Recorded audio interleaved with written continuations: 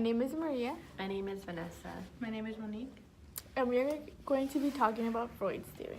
and we're going to be focusing on the 3 parts of the personality structure. Which are id, superego, and ego. So the id is present at birth. The ego is present from 1 year to 3 years old. And the superego is present at 5 years old.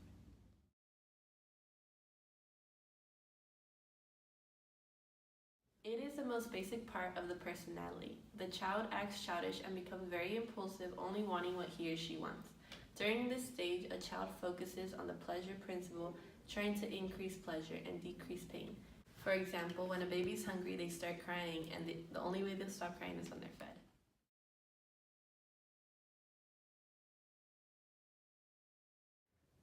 The ego lies in between the unrealistic id and the real world. The child acts based on the reality principle, making realistic solutions to satisfy their id. They consider norms and rules. The ego seeks pleasure like the id and wants to avoid pain, but the ego looks for a realistic strategy. The ego's thinking is more rational, realistic, and problem solving. If it doesn't work out, then they search for a solution all over again.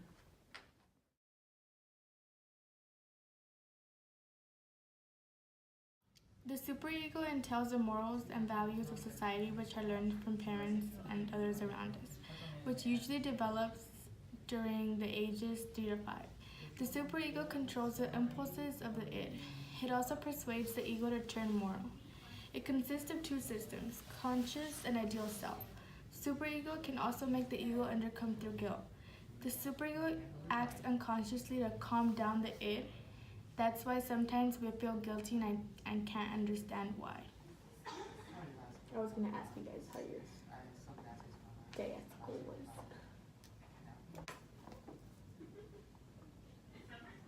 I want your chocolate and your chips, You can't have any, you just went to the dentist. but I want your chocolate. But you can't have both of them. You can't have any. Here, have some water. No, but I want chips or the chocolate. No, Mom and Dad said you can't. You have too many cavities. But I want it. But you know you can't eat it because you just went to the dentist and you had cavities. I want your chips. Can I have them? No. Please? Nope. But I really want them. Ask her.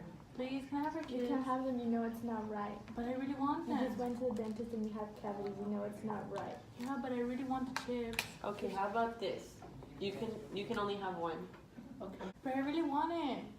Can I please have it? I really, really want it. No, too bad. Please, can I have it? Can I please have them? I really want them both. No, you can't have any. But I really want it. No. Ask her. Please, can I have both of You them? know it's not right because you have a lot of cavities and you just went to the dentist. Yeah, but I still want them. But you can't have The them. dentist won't You know. can't have any of them. It's not the right thing to Okay, do. how about this? I'll make a decision for you. You can have the chips since they have less sugar, and it'll be a little bit less bad than the chocolate. Okay. Wait. Thank you. And then when she goes to the dentist and she has more cavities, it's gonna be on you. It's okay. She's a little girl. She needs something, at least a little bit. She's not having both. It's a good decision, But I the think. guilt. And I'll just take the chocolate. In our roleplay video, Monique being the child also represented the id, Vanessa the ego, and myself the superego. The id really only wanted what she wanted, the chocolate and the chips. The superego decided that that wasn't right because she had just gone to the dentist and got her cavities fixed. Although the ego decided that in reality, the id could not have both things but only one. The id is instinctive and primitive. It's entirely unconscious and it relies on the pleasure principle. As a newborn, all they want to feel is pleasure. They don't want to feel pain. It is the center of our wants and desires, and it demands immediate satisfaction. We are all born with it, and it is located in our subconscious mind, and it unconsciously tries to satisfy basic sexual and aggressive desires. And like I mentioned before, it relies on the pleasure principle. So it's only what we want, and we don't care what it takes, but we just want it and want it. The ego is based on rationality.